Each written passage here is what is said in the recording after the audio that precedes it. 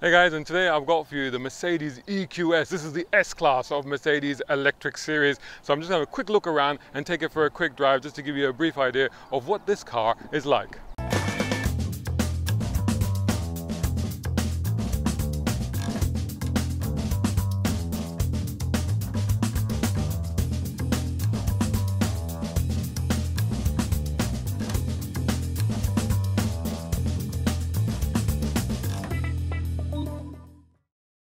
There we go, this is the new EQS, and basically this is a ground up design, all electric. Like I said, it's the S-Class of the Mercedes range. It's a good looking design, kind of, very, very sleek, very aerodynamic. Let's just have a quick look at the boot. You just press the Mercedes logo and you get a pretty massive boot there with split folding seats as well, and under the floor you have a small compartment there, quite a deep bin, and that's pretty much it. So there you go, let's close that and let's have a look at the rear space as well. Here we are in the back of this thing, and as you can imagine, loads and loads of space. There you go, there I am. And loads and loads of space. The seat I've just set for me, I don't know if it moves back and forth, but I've got tons of, not that it would make any difference. A little bit, could do with a little bit more foot room, but lots of lee room, lots of elbow room, headroom is not an issue either, despite the fact that it's got a panoramic roof on here. Nice wood paneling, beautiful Burmester speakers. Oh, heated seats in the back, that's quite handy, isn't it? Vents, lights, own AC system, there's probably loads more stuff in here. Anyway, these drives are going to be very quick because we're at an event, and so I don't have much time with the cars. So let's get in the front, show you that, and let's take it for a drive. Here we are, check this out. This is amazing. This is a screen that also comes with another one with a big screen here. MBX system. It's got fingerprint recognition from there, and it's also got face recognition from there. And it's basically, it's like a learning AI, and it figures out what you want, what your preferences are, and all of that stuff. Beautiful design here. Very, very unique. This leather, this feels like a wood effect.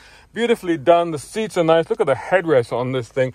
And of course, the typical Mercedes layout there, but this is a very different system. Very, very nicely set up. I'm very comfortable in here. Let's take it for a drive.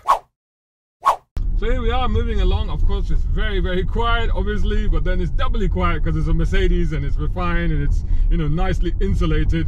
And the ride is a little bit fidgety, but actually quite nice. I mean, the road surface here is a little, because we're actually at the Millbrook testing facility, and there they can have some unusual road surfaces because it's all about testing the cars.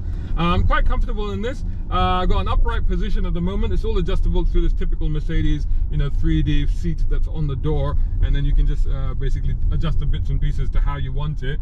I seem to be comfortable, so I think I'm going to leave it as it is. I think it's all fine. Very light steering. Not a problem at all. Very quiet, very airy, very smooth, I tell you. And it's a large car, you can tell, but you can't see the bonnet. So unlike a Mercedes S-Class, for example, you can't really see the bonnet. You can just see, okay, well, there's something out there, but that's about it, Let's pick up a little bit of speed now. We're on the circuit, and yeah, nice bit of compression there. So again, this is not a real world test, so it's not like we're going to be able to look at the, so it's quite a bit of bumpiness here actually. It's not like we're going to be able to see the range or anything like that. It's just a case of trying out the car, and oh my goodness, it does move for a big old thing, I'll tell you that much, that's for sure. Handles quite well. I mean, this is a tight corner that we're going into now, avoiding the rumble strips on that side, stay on the right side, I think. And it moves a little bit. Now this one also has four-wheel steering, so it has a very, very tight low-speed turning circle, because it has the rear wheels that turn in the opposite direction to give you a greater pivot around as you negotiating tight spaces and stuff like that. But then obviously at high speed it has the rear wheel that turn in the same direction. Now one thing I did see, because I saw one of the other cars leaving just before I left, and I noticed that the angle on the rear was quite extraordinary. It was much tighter than I've ever seen on a four-wheel steering sort of car before. So really quite a significant difference. So it means like this big car is quite maneuverable in quite tight spaces, but it's quite maneuverable out here as well, to be honest. It's doing pretty well on this circuit. We're doing about just over 50 we get up to about 50 miles per hour on here, really. It's quite a bit of traffic because we are at a test day, and basically a lot of manufacturers bring cars to this event, and where journalists can basically try them. So we push that through that corner a little bit, and there's just a little bit of noise. It's a typical thing that I always talk about with electric cars, is that you do get a little bit of a slight rigidity that you can feel in the chassis. I guess because of the platform is so stiff, because that's where all the batteries are. So you are getting that in this car as well. But again, just pushing it through that sort of slightly banked corner, and it's not too bad at all. So again, one of those cars that actually does it shrink around you? Maybe, yeah. I mean, in these sort of conditions, it does. I don't know how it would fare in a city environment. There might feel like the big car that it is.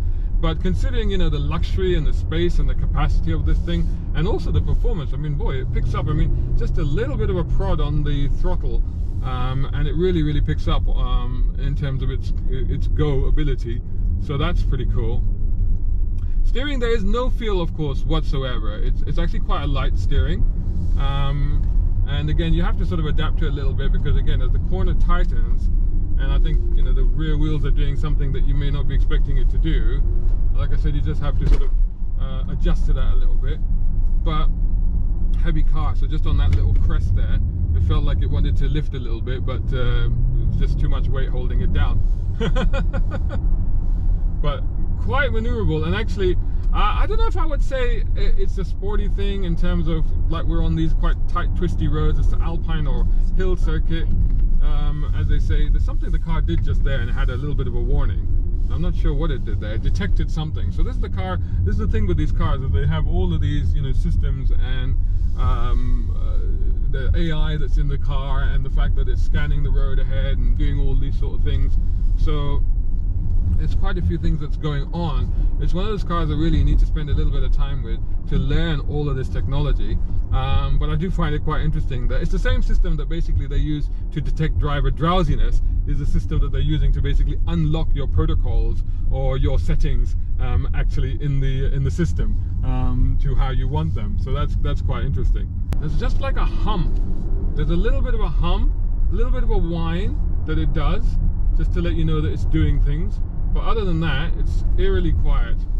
Not a lot going on at all. There's a little bit of body movement, a little bit of the way the body just moves around a little bit as it takes the load to one side or the other. But generally, it's remarkably flat, considering that it's a big old barge that we're... The brake is definitely doing something. I think there's some kind of an assist system or something that's happening there every now and then, which I do feel. It does have regen in this car, so you can do that from the paddles. So yeah, the braking suddenly increases. So I don't know if that's one pedal mode. It's almost like, it feels like one pedal mode. So it's a little bit deceptive when you're doing a road like this, because, you know, you don't want to be not using the brakes when you need to use the brakes, sort of thing, you know. Just the acceleration, it's like very impressive, you know, that something so big can suddenly like pick up its skirts and off it goes, sort of thing, you know. And it's, you know, it's reasonably handy around corners and stuff like that. It likes to do that. Yeah, holds on pretty well, so not really an issue. It's just kind of settles down. There's a lot, you know, it's one of those cars, I'm starting to understand it. It's one of those cars where actually there seems to be a lot going on. And because there's a lot going on, it's trying to either you're trying to second guess what the car is doing, or the car is trying to second guess what you're doing, one way or the other. But it's all good, and I think it's one of those cars that I guess the more time that you spend with it, the more you'll get to learn it, and the more you'll get to understand, you know, what it does and how it does it, and all these little foibles and stuff, and the better you'll get to understand the car. And I think that's it's one of those machines, really. But overall, I gotta say, so serene, so quiet, so capable. You know, definitely one worth considering when thinking of a new EV that's got a three-pointed star on the front. Of course, it hasn't got the traditional Mercedes look about it, the traditional Mercedes S-Class look. It hasn't got that. So if that's what you're after, you're not going to get it. But other than that, I mean, from behind here, I certainly still do feel like I'm sitting in a Mercedes, so that's pretty cool. Speed bump ahead is what it did. I see. So it detected the speed bump. That's what it did on the same corner last time. It detected the speed bump, and then it was like, okay, there's a speed bump there. and it started to apply the brakes because it thought that maybe I was entering that junction a little bit too quicker. So that's what happened last time. So this time I was a little bit slower into that corner, and it didn't do that. So that's very interesting. Very, very clever indeed.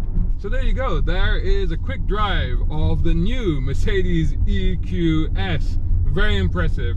Very luxurious. A very top end. Lots and lots of equipment. Lots and lots of features in this car. It will take you a week just to learn all the things that it can do. But also very competent, not only in terms of performance, but also in terms of just even handling tight corners and stuff like that, but also very maneuverable and practical as well. So thumbs up? Yeah, sure, why not? Thumbs up. Very good car. Let me know what you think of the Mercedes EQS in the comments below. A big shout out and thanks to Jay Williams over at Air Technic, who are top tier sponsors of Brown Car Guy. Check them out at Air Technic Co UK for exhausts, brakes, suspension and body kits. Plus our other major sponsor, Nayagen Solutions. Much appreciation also to tier 4 sponsors, Muhammad Ali Humaid, Tom Conway Gordon and Reza Adil. And of course all these other guys who supporting on Patreon. Brown Car Guy is eternally grateful. Hey, think about joining them over at patreon.com Brown Car Guy. If you can't, don't worry. Just make sure you're subscribing to the YouTube channel and website. Plus follow on social media by searching for Brown Car Guy.